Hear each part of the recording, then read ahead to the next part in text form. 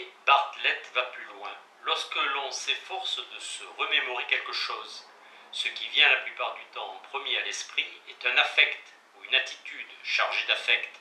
C'était quelque chose de déplaisant ou qui a provoqué de l'embarras, qui était excitant. L'affect est perçu comme l'empreinte digitale du schéma à reconstruire. La remémoration est alors une construction largement menée sur la base de cette attitude et son effet général est celui d'une justification de cette attitude. Le fait de se remémorer sert selon lui à justifier un affect, une attitude. C'est un acte chargé, il remplit une fonction rhétorique dans le processus de reconstruction du passé. Cette reconstruction est conçue pour justifier. La rhétorique détermine même la forme d'invention dans laquelle nous glissons en reconstruisant le passé. Le sujet confiant se justifie, il atteint pour ainsi dire une rationalisation, en mettant en scène plus de détails qu'il y en avait réellement. Le sujet qui doute et hésite réagit de manière inverse. Il trouve sa justification en diminuant le nombre de détails présentés dans l'expérimentation. Je voudrais cependant ajouter une dimension interpersonnelle ou culturelle à cette description proposée par Bartlett. Nous ne cherchons pas seulement à nous convaincre nous-mêmes grâce aux reconstructions de la mémoire. Le fait de se rappeler le passé remplit également une fonction de dialogue. L'interlocuteur de celui qui se souvient, qu'il soit présent en chair et en os, ou que ce soit sous la forme abstraite du groupe de référence, exerce une pression subtile et cependant bien réelle.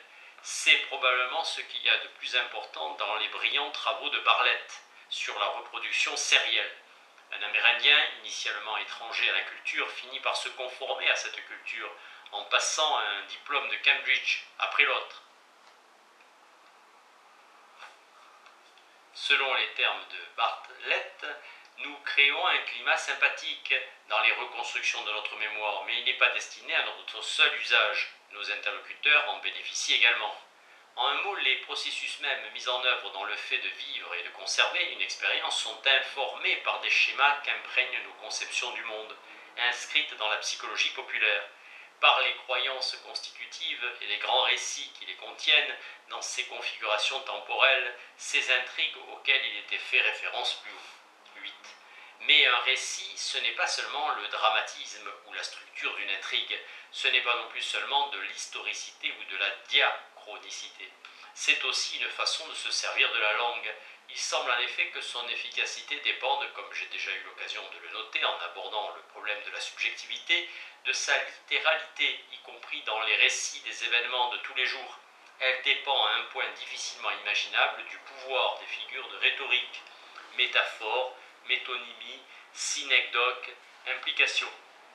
Sans elle, le récit perd de sa capacité à étendre l'horizon des possibilités, à explorer tout l'éventail des connexions entre ce qui est l'exceptionnel et l'ordinaire.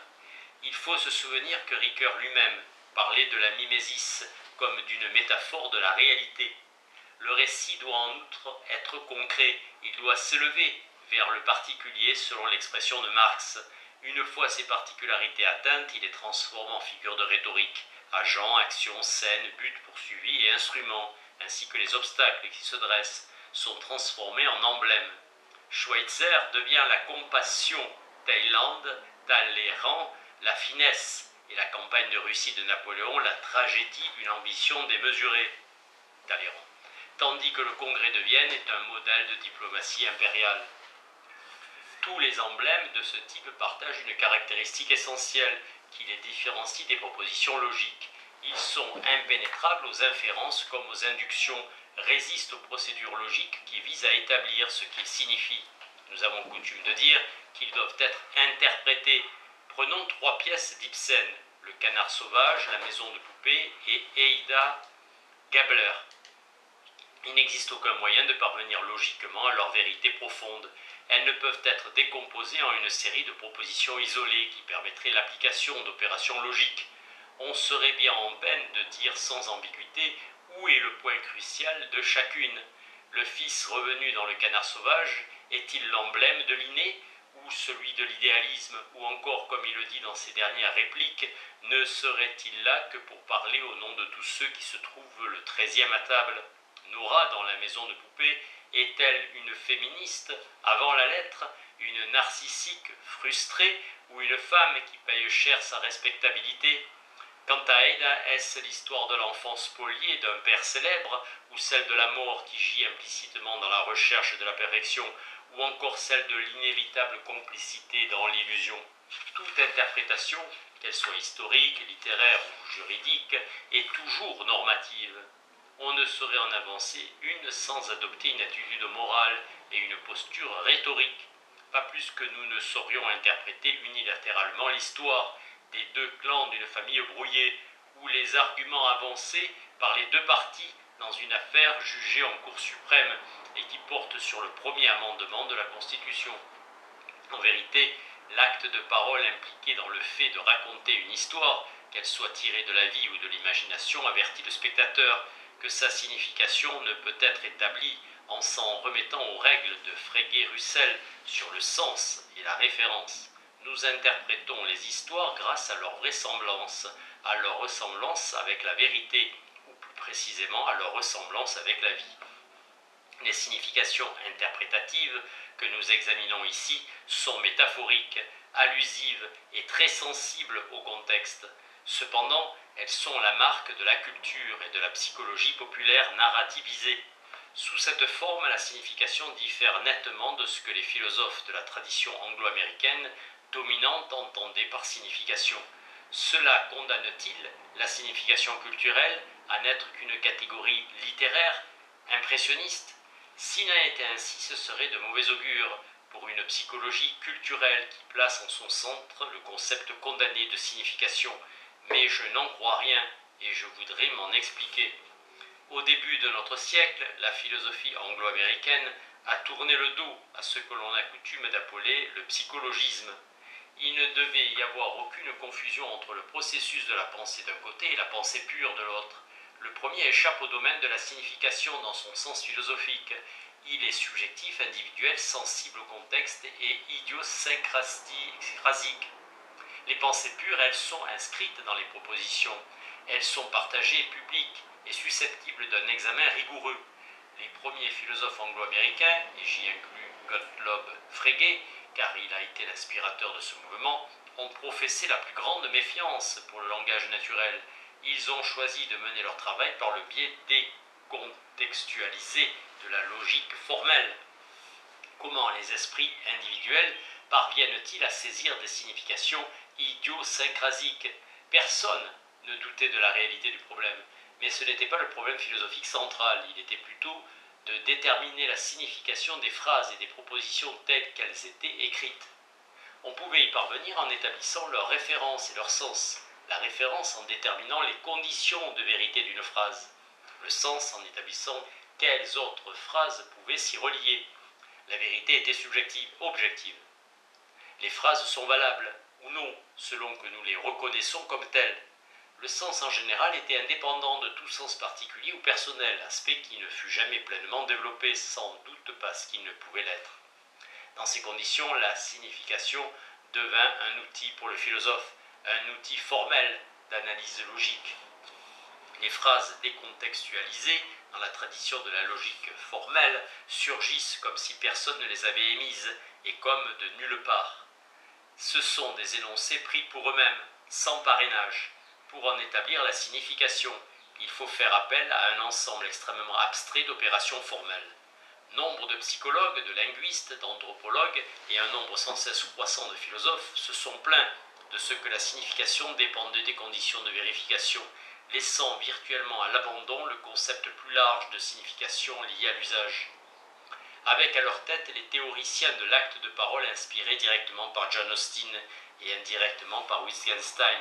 Ceux qui étudient le fonctionnement de l'esprit se sont attachés depuis une trentaine d'années à restaurer le contexte de la communication et à lui rendre sa place dans les discussions sur la signification. Si les messages étaient traités dans la tradition classique, comme des énoncés extraits de leur contexte, on pouvait tout aussi bien par principe les traiter comme exprimant les intentions communicatives de celui qui parle.